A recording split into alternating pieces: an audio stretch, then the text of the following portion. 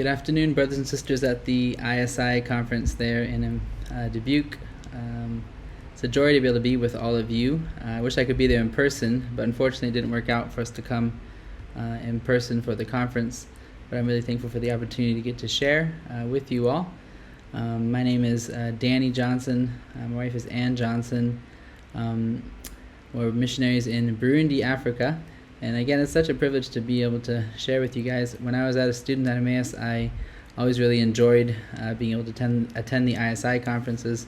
Many times I worked during the summer at the school, and so one of the highlights of the summer was getting to attend the conferences. So it's a real joy to be with all of you. Just to give you a little bit of background about my wife and I, both of us are alumni of Emmaus. We graduated in 2010, and then we were commended as missionaries from Oak Lawn Bible Chapel in 2012 from the Chicago area. And so we've been on the field since 2012. We have 3 kids, Ruth and Lydia and Elijah, and we're serving the Lord in Burundi in Central East Africa. I want to give a little bit a background about the country before I get into talking about the church planting, because I know the theme of the conference is about church planting this year. So mostly I'm just going to be sharing about our experience, the church planting that we've been involved in here in Burundi since we've been out here on the field. But first, a little bit of background info about the country. Burundi is a very small country in the middle of Africa. It's about 10,000 square miles. So if you compare that to Iowa, the state of Iowa, I think is 55,000 square miles, something like that. So Iowa is more than 5 times the size of Burundi. So Burundi is a very small country, but it's very densely populated. We have about 13 million people in Burundi. And Iowa, I believe, has 3.2 million people. That's what I looked up. So as you can see, Burundi is a lot smaller than Iowa, but it's got a lot more people than Iowa. Burundi is also the second poorest country in the world currently. I think the last couple of years it's been the poorest. Now South Sudan is the poorest country in the world, but Burundi would be second now, according to the most recent data. So it's a very small country, densely populated, and a very poor country. But despite that, there's been incredible church growth here in Burundi. Just to give a little bit of background about that. The assemblies in Burundi, in 2015 specifically, they had a kind of a revival of vision. In general, the assemblies in Burundi are a bit more coordinated and organized than maybe some of the assemblies in the States, just mostly because the government requires us to be that way. But there's also some benefits of that. The government requires us to have one registration in the country. But there was a real renewal of vision in 2015 where they really wanted to get back to the basics, saying we really need to be about church planting, we really need to be about discipleship. And so in 2015 they said, we want to plant 80 churches in 5 years. At that time, there were 123 assemblies in Burundi, which is a lot for a small country, but they said if each of these 123 assemblies make it their goal to replicate themselves in 5 years, Lord willing, most of us will, or at least half of us will. So that was kind of their goal. So they said, we were hoping at least 80 of the 123 will be able to replicate themselves in 5 years, and that would bring the number up to 200 assemblies. So that was kind of their goal. They said a 5-year goal, we want to do that. Now, that didn't actually happen, but the Lord did bless that vision. The Lord really did bless that idea. And in the last 9 years now, it's been since then, there has been 50 new assemblies planted in Burundi. So in the tiny country of Burundi, 10,000 square miles, we've had 50 new assemblies started in 9 years. So the Lord really blessed that vision, that drive that the assemblies had here in Burundi. Now, as far as my wife and my involvement in that work, In 2015, we were still pretty new. We went to the field in 2012, but we were thinking about this vision that they had, this idea that they had, and we said, as missionaries, where do we fit into that vision of the national assemblies here in Burundi? There's a little bit more background about the assemblies here. I grew up as a missionary kid. My grandparents were the first Brethren missionaries in Burundi. They came in 1950s when they moved to Burundi. They were working in Congo before that, but they really were the ones who kind of started the assembly work in Burundi, and they served in Burundi for 50 years. And then my parents also served in Burundi. They're now serving in Tanzania, Harry and Ruth Johnson. But anyway, all that to say, there are quite a few well-established and mature assemblies in Burundi. As you can see, it's been around for 70 years or so. Just over 70 years has been assemblies in Burundi. So some of the assemblies here in the city are doing quite well. They're quite large. We have a couple of them that are over 1,000 people attending every Sunday. Maybe 600-700 kids in Sunday school. So over 1,000 adults in several of them. And so my wife and I, as we were here serving in the capital city, where some of these bigger, more mature assemblies are, we said, there's so much work for us to do here, but where do we see ourselves fitting into the fulfilling of this idea, of this vision of church planting? How can we fit into this? What's our role in all of this? And so, as we looked at the whole country, we saw that we observed that the eastern side of the country was a lot poorer and was a lot more rural and had a lot younger assemblies. So it's actually a pretty amazing story how the assemblies in eastern Burundi started.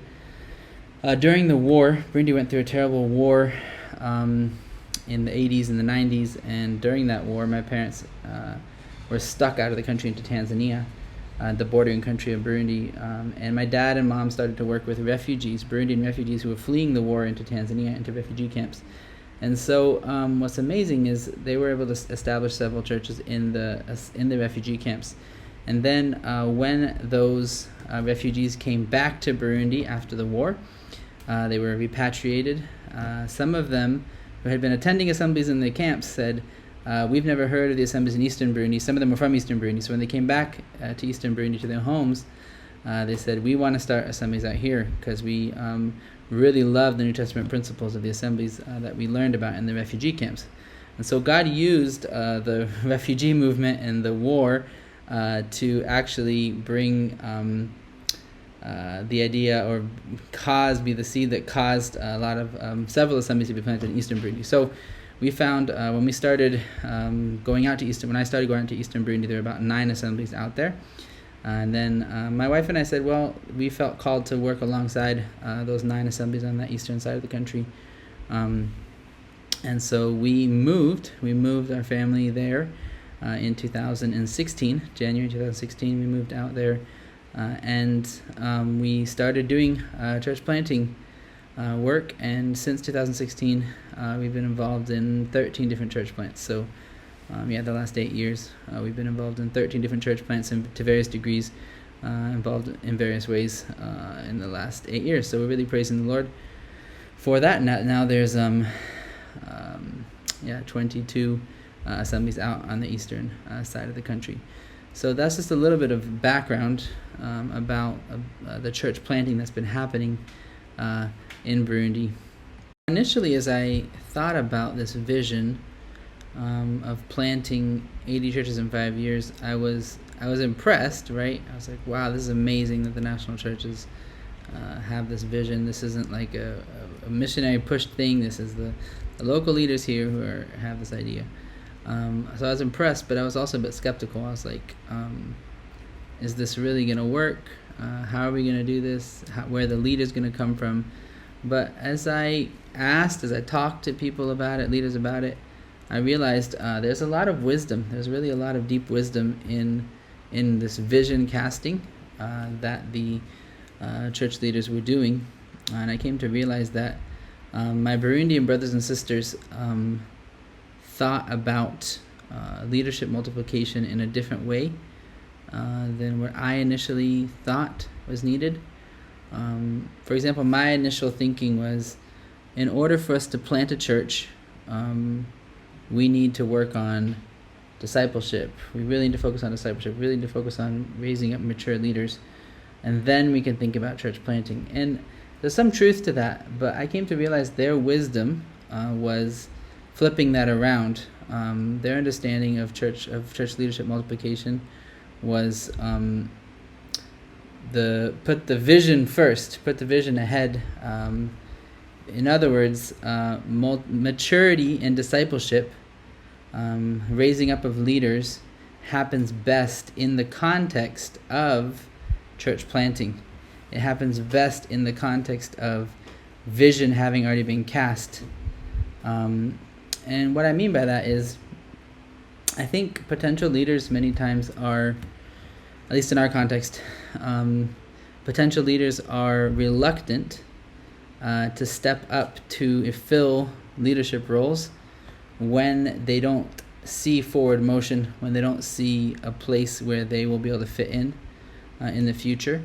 And so when there's this culture of planting, church planting, we are planting, meaning, like, what I mean by culture of that is, many times here you'll have a new church that is been planted maybe 2 years old.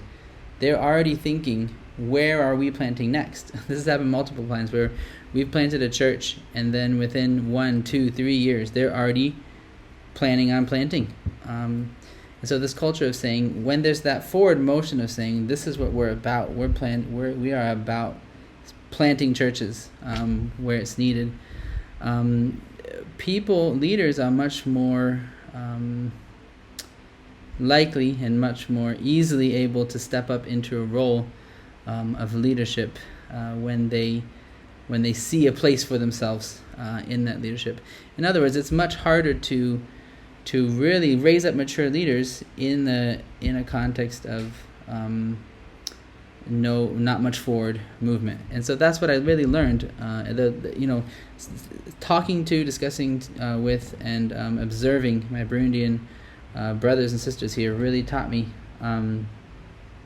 to flip that around as far as leadership development goes. And so I think that was a real wise understanding they have of leadership development. And I've really seen it happen. I've seen it happen here. One vivid picture of that I'd like to mention is recently we did a conference for elders' wives. We had all the wives of the elders come together. We had some guests coming from the States who wanted to teach. And so we brought all the elders' wives together and did like a 2-day seminar with them. And it was amazing because when we counted all the elders' wives who came, there were over 90 elders' wives just from those 22 churches in eastern Burundi. And that was just amazing to me because when we moved there, there were only 9 churches and there were maybe 30. There were maybe 30 leaders, probably less than 30 leaders, elders at that point. And now, after those 8 years, the Lord has tripled the number of elders in the assemblies in eastern Burundi. And so we just really see the Lord bless that and really use that as far as the way to raise up leaders. The Lord did it. The Lord did it. The Lord is doing it, raising up leaders for these new church plants. So as the years have gone by and we've been involved in this church planting movement in Burundi, our role has developed, it's changed, but just to give you a brief overview of some of the different ways we're involved in this church planting. The first way is in coordinating seminars. Ever since we first started, we have been doing a lot of different seminars, but mostly focused on different groups like training Sunday school teachers, teaching women in a certain church, teaching elders in a certain local church, or deacons, things like that. But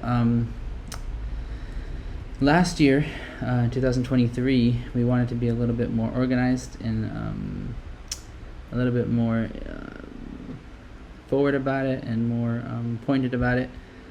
And so what we did was at the beginning of the year, I gathered together 12 different church leaders who are really gifted at teaching, really have a good gift of teaching the Word of God, respected in all the assemblies.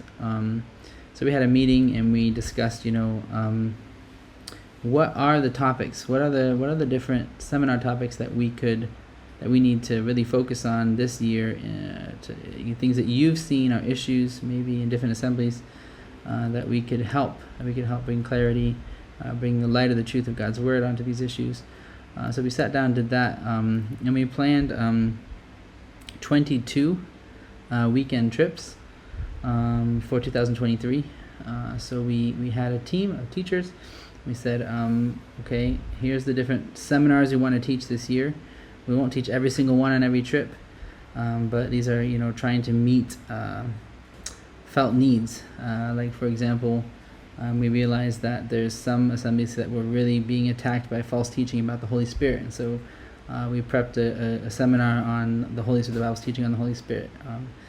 Things like that. Or, certain churches would have issues with Islam, so just talking about the false religion of Islam and trying to give clarity on that, on what's false about it, different topics like that. And so we were able to do a trip to every single one of those assemblies in our area, one in the whole year of 2023, and it was really, really good. It was really, really good, and it really brought, I think, some good unity as we were able to get to know all those leaders better, good coordination then between different assemblies as they got to know the leaders from other assemblies. So really thankful for that it went well. And so then at the end of the year, in 2023, we had another meeting and we said, okay, how did it go? What went well? What didn't go well? What could we do differently? We had maybe 2 trips that didn't go so well. So we were able to talk about what we need to change. Then we planned for the next year. So this year in 2024, we've added a few other assemblies kind of close to the eastern side into our program, seminar rotation program. And so we have actually 34 trips planned now this year in 2024. I think we're already 10 trips in at this point. So visiting those churches, and again, different topics this time. Like this time I was able to prep a seminar on baptism, prep a seminar on the Lord's Supper, because we had noticed some different maybe misunderstandings of some of those things in some of the assemblies, and so trying to just, again, bring clarity on that. So some of the seminars are prepped by my Burundian brothers, some of the ones I've been prepping, but once we've prepped the notes, then we're able to have different teachers teach them when needed. So we're really thankful for that. So that's one way we've been able to try and really bring about maturity on different levels of the bodies of different local churches around us. So really thankful for those coordinated efforts, and I think there's something really valuable in that kind of coordinated seminar efforts. Also, every year we try and do again, I'm talking about the eastern side of Burundi. We try and do a 2 to 3 day elder and deacon retreat or seminar conference where we will all get together. Usually we have some teachers come to teach on a certain book of the Bible, things like that, and that's been really good too. Just a time to get elders together, deacons together, to really study the Word. It's going to be over 100 together to be able to do that. So we're really thankful for efforts like that. That's also been a big help. So one of our roles is, again, helping coordinate some of those types of efforts in our area. Another thing is coordinating and encouraging and supporting evangelistic efforts. So we have 2 teams, evangelism teams. We have one team that does film evangelism, and we have one team that does door-to-door evangelism. The door-to-door evangelism team we can't send it out as often because it takes quite a bit more coordination and work and funds to be able to send out that team. But the film team will always go, we have it planned so that it always goes with the seminar team. So if the seminar team is going to a local church on the weekend, the film team will go along too. They will show up on Friday afternoon, evening. The church will receive them there. Then they'll set up a big screen. We've already asked for permission from the local government to show films, to have gatherings at night. So they'll put up a big sheet, a white sheet as a screen, and then they'll start playing music videos. So what's cool is here in our culture, here in Burundi, they love singing, and so many churches, every assembly has multiple choirs, and many of them are really, really good, really talented. Like some of them will do recordings, audio recordings or video recordings, and the audio recordings will be played on the radio, things like that. So, and then there's some music videos they make which are really, really good, and so good message. And so we'll play some of those at the beginning, which will draw a crowd. It's still a novelty somewhat here to be able to have a big screen like that, and so we'll play some of those music videos to draw a crowd. We usually have several hundred, sometimes up to 1,000 people come, and they'll watch those, and then we'll show some evangelistic films. There's some ones locally made in the African context. We'll usually show. So we'll do films Friday night and Saturday night on the weekend, and we'll show the Jesus film at least once in one of those nights, and then there's other Christian films that have a really good message that we'll show other nights.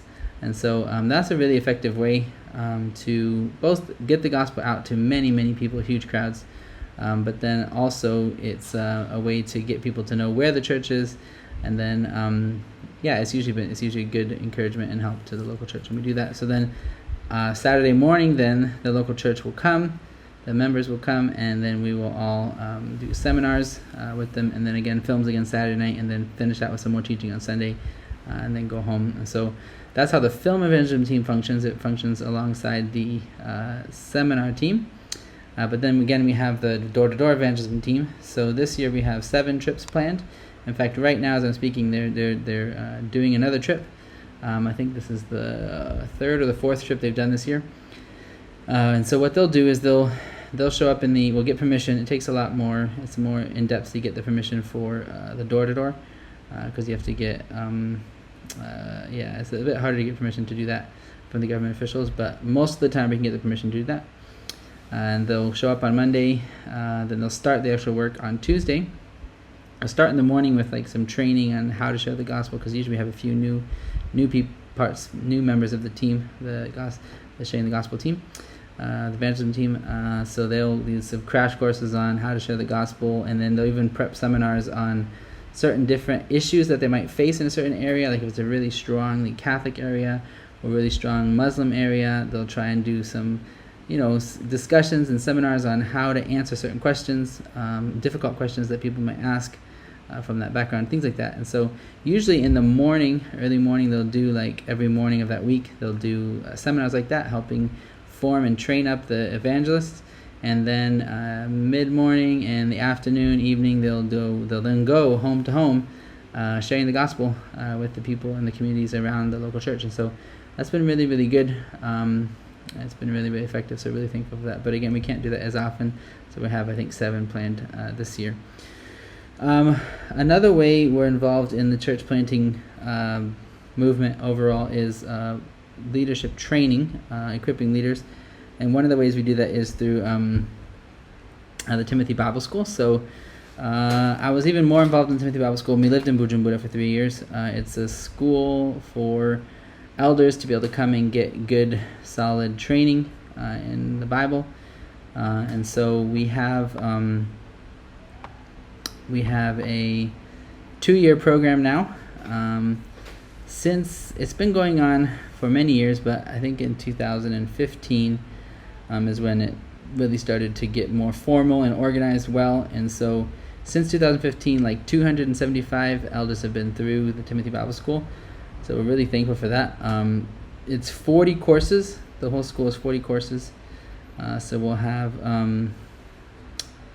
8 months. So 4 months of level 1 and 4 months of level 2 taught throughout the year. So it's a pretty intensive school. It has, I think, 13 teachers. Most of them are Burundian teachers, and then I teach there. My brother Jesse teaches there. Our co-worker Jeremy Bassett from the States as well teaches there, and we have another guy from Belgium teach. But yeah, it's a really good school. I still teach 3 courses there currently. I teach the 4 Gospels, which I really love. I've really benefited from the notes of Dave Glock in his Life of Christ course. So I teach. A lot of stuff I learned there is a lot of stuff I'm teaching at that course. But going through Matthew, Mark, Luke, and John. And then I also teach Bible geography, and also teach the intertestamental period. Those are both short courses. So as you can imagine, it's a really good program. But since I live far away from that school, we live about a 5-hour drive from where the Timothy Bible School is. I drive down and teach there a couple times a year at the Timothy Bible School. So, but that's another key part of I think of the church planting movement has been being able to give church leaders a good grounding in the Word of God through the Timothy Bible School. We also do Emmaus correspondence. This year especially, I've been spending a lot more time and effort time and effort mostly working with Emmaus. So we're working on editing some of the courses, revising them, and trying to really promote them more this year. So the Emmaus correspondence work is also a key part of getting leaders, not only leaders, but church members, discipleship work, helping them mature in the faith. So really thankful for the part we have in that. One of the other things I do is helping cast vision. That's one of the other roles I have, in the sense of maybe having conversations with church leaders, with groups of elders, and saying, okay, where do you guys feel the Lord leading you guys to plant? What is an area that the Lord's burdened you guys about? And just helping them think through some of those things. How can we plant there? Try to ignite conversations, right, about how are we moving towards that. That's another part of what I'm involved in. Another part of it is purchasing properties and registering properties. In Burundi, we have a unique situation where we cannot do a house church plant. So Burundi, is illegal to start a church in a home. You can't do that. You can have home Bible studies as long as they are connected to an actual physical church location with a building and property owned by the church. And so that's a complication that we have here for our church planting. So one of the things we have to do is, when we want to plant a church, we have to buy a property. We have to build at least somewhat of a building, so that there are certain standards that they have, and those standards are getting more difficult now. But that's one of the roles I'm involved in too, is helping buy church plant properties, and also helping register them. And then thirdly, sometimes we're involved in helping put up a basic building. So I have a really great construction crew that I partner with that does a really fast job of getting walls up and a roof on.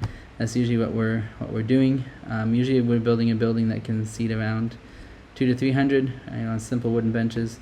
No floor, just a dirt floor. No windows, no doors, but just the walls and the roof, columns, concrete columns. And so usually we can get a church building up with our crew in 2 or 4 weeks.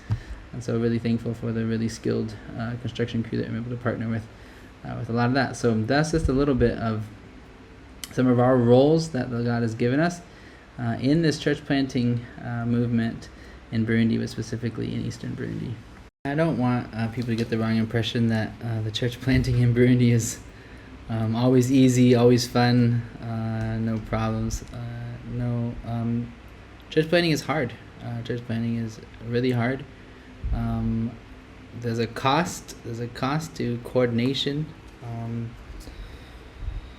Growth, I would say growth involves growing pains. Any kind of growth, church growth, involves growing pains. And so I spend a lot of time listening to problems, trying to give biblical advice, counsel, help.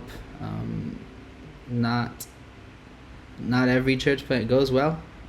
We've had lots of our share of issues. I think of the 13 churches we've been involved in helping plant, one has not really gone well.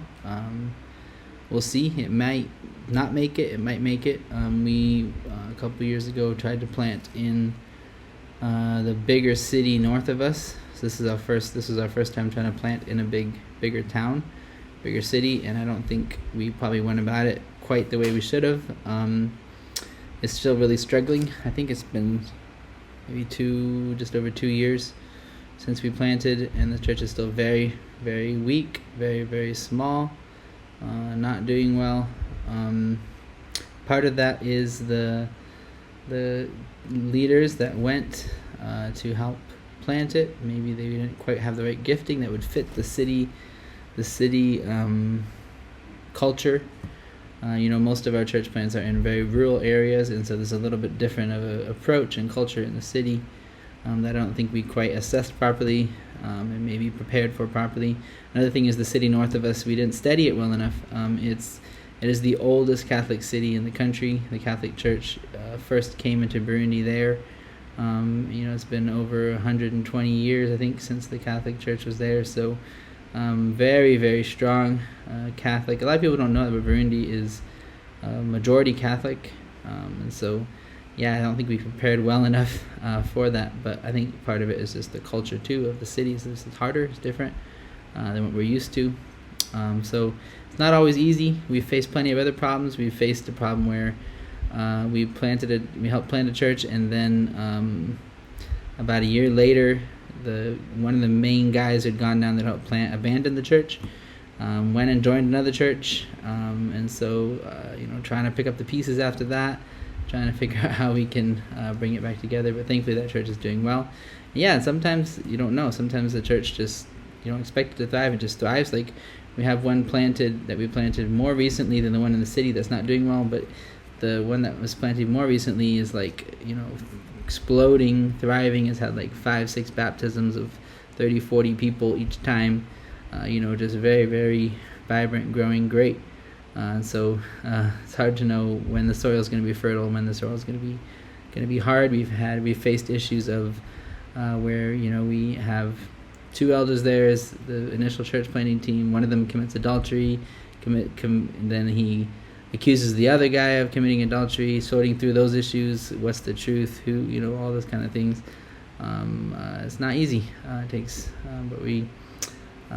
a lot of wisdom and prayer, and I'm just so thankful for a lot of the mature Burundian leaders that I get to serve alongside, because half the time I don't know what I'm doing, but I'm so thankful that there's a lot of other Burundian mature older leaders who are really great. I just feel like I'm reaping some of the benefit, some of the labor that my grandparents and my parents sowed. Jesus said in John 4, "You are reaping that which you did not sow," and I kind of feel that way. I'm really thankful for that. That I get to serve alongside some people who were influenced, discipled, served alongside my parents and my grandparents. That's a real blessing. But in general, I'm really thankful that the Assemblies here in Burundi follow pretty good principles in regard to conflict resolution, because like I said, whenever there's church planting, there's always going to be conflict, there's always going to be problems, not always going to be easy. Like I said, growing pains. Whenever there's growth, there's growing pains. And so I do feel like in general, though, they follow pretty good principles in the sense of the main principles they follow would be 3 steps. So one would be if there's an issue between people, which is going to be try and solve it, obviously, between you guys, just in the local church level. If it's usually between leaders, sometimes between elders and deacons. Try and solve it on your own, humbly and lovingly. If that's not possible, then call a nearby church, leaders from the nearby church, to help. If it's a new church plant, you should probably be calling the leaders in the church that helped plant the church you guys are in. And so trying to get them to come into the situation and help give some clarity and help and outside opinion and advice. Sometimes that doesn't work either. Then sometimes the third step would be call some older, respected leaders from our area, from the wider area, who have a good gift of helping give conflict resolution. And so that happens sometimes, where some older leaders have to come in from further away to try and help and give advice. And sometimes there's discipline that has to be carried out by the churches in the area in general with certain people. That happens sometimes, but I'm really thankful for that healthy process and steps in general that the assemblies here follow, which has been it's a big blessing. Moment and tell a story about how one of the church plants happened a couple years ago, just so you get an idea of how most of our church plants happen. We do what's called hive-off church plant. So some of our church plants are targeted where we'll say, okay, this is an area where we feel the Lord leading us to plant because there's no good evangelical church there. But most of the church plants we do are hive-off church plants, meaning there's a group of Christians from a certain area who are coming to the local church from maybe 2-hour bike ride away, 3-hour walk away, an hour bike ride away. And so once enough people from that community that's far away start coming to the church, then instead of them coming so far, we say, okay, let's prepare leaders and let's send them to that area to plant a new church, rather than all those men, women, children coming on bikes or by foot so many hours. So that's typically how most of our church plants happen. But there's one that was happened a little bit different. That's a really cool story. It's at a town called Muka, which is it's right on the Tanzania border to the north of us. And what happened was at one of the local churches a little bit north of us, which is really a pretty healthy assembly. They've been doing really good at raising up leaders. I think they have raised up probably 8 elders, church planters in the last 8 years since I've been there, which is really cool. So they've been a big help in a lot of the church planting efforts to the north of us. Anyway, 2 of the elders are brothers there, and one of their childhood friends they grew up with is a Muslim man. And so this Muslim man was going and doing business in a town quite far north from there. And he had a second wife up there, he had a wife there, anyway. So he was going up to that town frequently for his business, selling stuff. And he started talking to some Christians up there, quote-unquote Christians. And he was saying, they started talking about spiritual things, and they were saying about how you're saved. Anyway, as he's talking to them, he's like, I don't think you guys understand. This is the Muslim man talking. He says, I don't think you guys understand the gospel. I don't think you guys understand salvation. The way you guys are talking, you make it sound like what I believe as a Muslim, about tithing and works and this and that is what's going to earn you favor with God. But, you should, if you're a Christian, if you're really a Christian, you should come and talk to my friends back in the other town where I'm from. They're real Christians. They'll tell you, what you really should understand and believe. And so anyway, 2 of these guys who were talking to this Muslim man, quote unquote Christians, they, took him up on it and got on their bikes and rode, I guess about 4 to 5 hours away on their bikes to go and talk to these real Christians, which were, those 2 elders who were in that church. And so that started a relationship. They got to know them. They started coming every weekend to learn. They were so excited. They said, what have we been doing? We've been wasting our lives. We've been wasting our lives thinking that we're earning our way to heaven. We've been taken advantage of by people saying we need to give this and this. If we don't have this, we're not going to have a home in heaven. If we don't tithe this much, if we don't give this much, if we don't do this and that, we're not going to have any place to live in heaven, and just things like that. And they were so excited to understand that salvation is by grace through faith.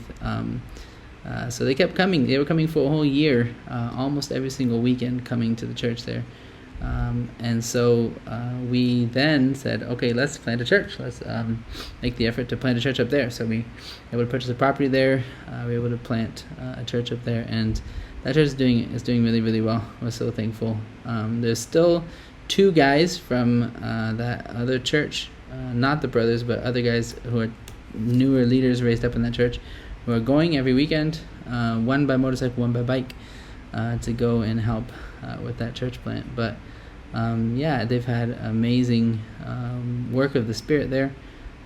because there was a community of quote-unquote Christians, but they were so burdened with works gospel that now that they're understanding the true gospel, they have so many people coming to faith in Christ. And so I'm just really, really thankful for that. But just a little bit of a window into one of our church plants was like recently, and just a little bit about how those usually take place. So I want to end with just maybe a few thoughts on why is the church growing so greatly in Burundi? Why is there this movement of church planting in Burundi? And I don't know if I can really answer that question fully, but I just wanted to talk about maybe a few thoughts on that, a few ideas on that.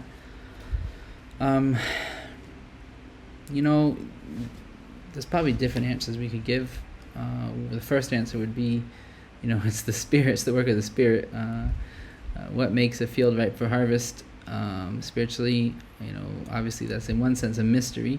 In one sense, it's a work of the Holy Spirit, and that's one thing. But I'd also say maybe history has a part of it too. What the country has been through. Burundi went through a terrible civil war. Burundi had terrible fighting between ethnic tribes, between the Hutu and the Tutsi. There was killing on both sides for decades.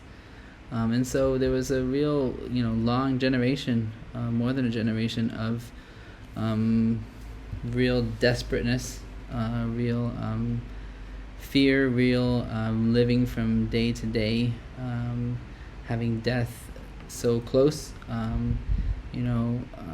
was a kid when most of the really bad fighting was going on. But every single family in the country was affected. Everybody lost at least a sibling or a child or a parent to the war. Living through that type of thing really impacts people. It makes people more aware of spiritual things. Maybe that was a groundwork or a seedbed of that that would later yield the fruit of a real response to the gospel, to the work of the Spirit. That's part of it. I think maybe poverty is a part of it too. I don't think it's insignificant that Burundi has been the poorest country in the world for a few years. Maybe it's the second poorest country now. But the fact that that's connected to incredible church growth, I don't think that's coincidental.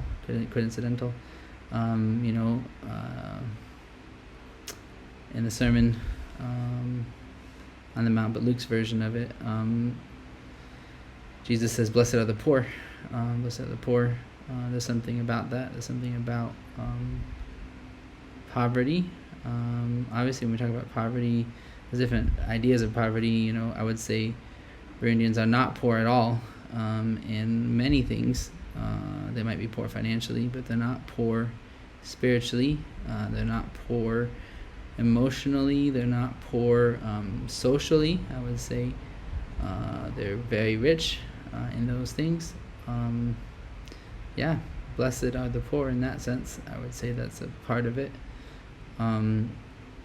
But I think it's even more than that. Like I said, there's different layers of it.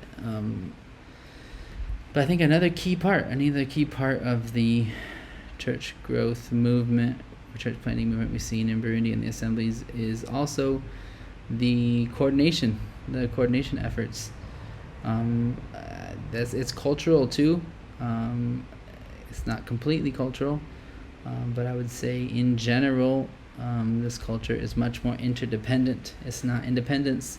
Independence is not a big value here. Interdependence is a higher value. And so I think it's a huge benefit. It's been a huge benefit in this country to have interdependence in the assemblies where they've been coordinated. I think, as I've tried to explain in part of this talk, in the sense that there has been a huge blessing and benefit of vision casting, of saying, this is what we want to do. Let's be about church planting and on a national level. The Lord has really blessed that and used that. That's something that's happening here. And I'm thankful for that. I'm thankful that we have that national coordination. Obviously, it has its challenges, it has its problems, but it also has its benefits. So we're really, really thankful for that.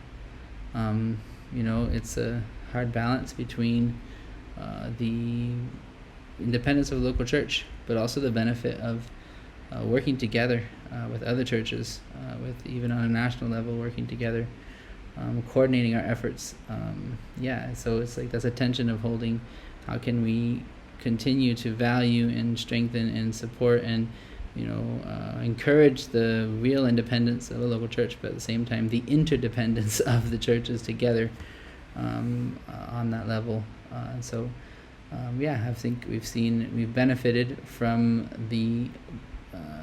that here for sure. We faced specific challenges, unique challenges here as well because of that, but it's not without its benefits. So I think that's part of it. So I would say there's different levels. I feel like, though, also one other thing is that there was a good groundwork laid. There was a good groundwork laid here, where there was a good core group enough in the start of the assemblies here. There was a good core group of people who really grasped, leaders who really grasped New Testament principles, who really grasped the Bible, and who really there was a big enough mass of them that it was something that was able to continue on in a national level without much missionary influence. My parents had to leave the country. They were stuck out of the country because of the war in the mid-90s, and they were worried that what's going to happen without them being there. My grandparents were basically almost retired at that point, or not doing too much at that point.